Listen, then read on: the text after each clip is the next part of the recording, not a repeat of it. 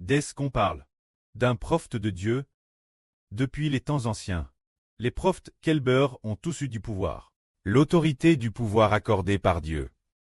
Quand nous regardons l'Ancien Testament, le premier prophète accomplir des miracles. Frères et sœurs, vous rappelez-vous de qui il s'agit? C'est Mose. Mose a mis son béton dans l'eau. Le béton dans l'eau ceste change en sang. Quant au béton de Mose, il a accompli de nombreux miracles. Bien SR, son collaborateur Aaron avait aussi du pouvoir. C'est parce que le précleste d'Aaron l'a fait parler au nom de Moïse. Ainsi, le prophète Mose a envoyé 10 plaies en Égypte pour frapper le monde, et il avait aussi le pouvoir de fendre la mer Rouge. On voit donc que le prophète Moïse de l'Ancien Testament, le pouvoir que Dieu lui a donné était grand. Plus tard, en regardant nouveau l'Ancien Testament, il y a un prophète, Élie. Il avait le pouvoir d'ordonner au ciel de ne pas pleuvoir, et il n'a pas plu pendant 3 ans et demi. Il avait aussi le pouvoir de prononcer les prophéties de Dieu, faisant en sorte que les 450 faux prophètes de Baal, ces prophètes appartenant Baal, ne puissent pas résister aux prophètes liés. Finalement, ces prophètes ont tous tué par Lie. On voit donc que ces deux prophètes de l'Ancien Testament étaient des prophètes terrestres puissants.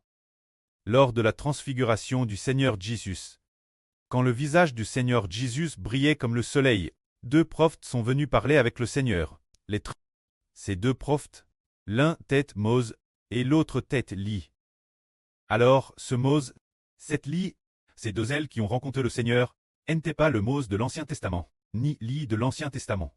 Car le Seigneur cesse transfigure, et les apôtres ont vu dans une vision Mose et Lie. De plus, le Mose et Lie de l'Ancien Testament étaient DJ mort. Ils ne pouvaient pas ressusciter, ils ne sont pas encore ressuscités aujourd'hui. Il faudra attendre la période des nouveaux cieux et de la nouvelle terre, pour qu'ils soient dans les nouveaux cieux et la nouvelle terre. Par conséquent, ceux qui sont apparus lors de la transfiguration, pour rencontrer le Seigneur, c'était dans une vision que ces 2 prophètes ont vu. Ce n'étaient pas les vrais Mose et Lie, mais ceux préfigurés par Mose et Lie de l'Ancien Testament. Les 2 témoins du Nouveau Testament, quand celui qui a accompli le plus de miracles, c'est le Seigneur Jésus-Christ. Car nous voyons que le Seigneur a marché sur la mer, a ordonné Lazare de ressusciter d'entre les morts, et a accompli de nombreux miracles puissants.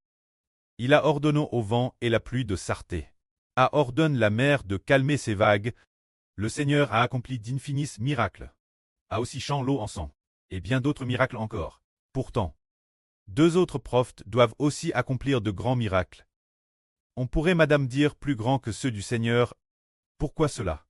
Le Seigneur n'a-t-il pas une plus grande autorité? L'autorité du Seigneur est plus grande. Seulement, à l'époque du Seigneur Jésus-Christ, il n'était pas nécessaire d'accomplir de grands miracles pour détruire l'humanité.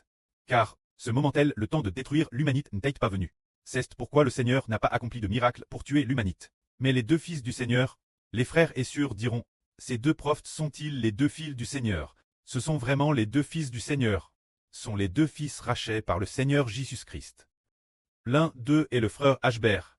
Quand ces 2 fils appellent Mose et appellent Lie, ces 2 frères, jusqu'à quel point va leur pouvoir? Du feu peut jaillir de leur bouche pour détruire leurs ennemis, et tout moment leur guerre de frapper le monde de toutes sortes de flots, leur guerre. Ils ne suivent plus aucune volonté. Le précleste leur a donné le privilège de faire tous les miracles qu'ils veulent, d'accomplir librement ces miracles pour frapper le monde. Ils peuvent accomplir toutes sortes de miracles pour frapper le monde, consumant leurs ennemis par le feu de leur bouche. Ainsi donc, ils peuvent aussi ordonner au ciel de ne pas pleuvoir. Et ils ont aussi le pouvoir de changer l'eau en sang, de frapper le monde de divers flots leur guerre. Alors ces 2 prophètes, pourquoi ont-ils une si grande autorité? Ils sont aussi appelés les 2 témoins, pour témoigner que Jéhovah est le seul vrai Dieu, et que tous les autres dieux sont faux. Ce moment-là, un faux Dieu se faisant appeler Dieu, ce faux Dieu habitant dans le temple de Dieu apparaîtra. Alors ces 2 prophètes, possédant la puissance du vrai Dieu, témoigneront que Jéhovah est le seul vrai Dieu, et qu'ils sont les prophètes du vrai Dieu. Ainsi, les prophètes du vrai Dieu manifestent sa puissance, afin que les gens écoutent l'enseignement des 2 prophètes, et se tournent vers le vrai Dieu. C'est pour cette raison que ils témoignent avec une grande puissance. Bien sûr, ils font aussi l'expiation pour les hommes. L'un d'eux sert de médiateur de l'alliance pour l'expiation, et l'autre porte les PHAs du peuple. Ces 2 prophètes, l'un est appelé le Mose de la nouvelle alliance, se dire le frère Ashbert, et l'autre est appelé Lie de la nouvelle alliance. Sera bien RVL aux frères et sœurs. Que la gloire soit rendue auprès et au Seigneur. Amen.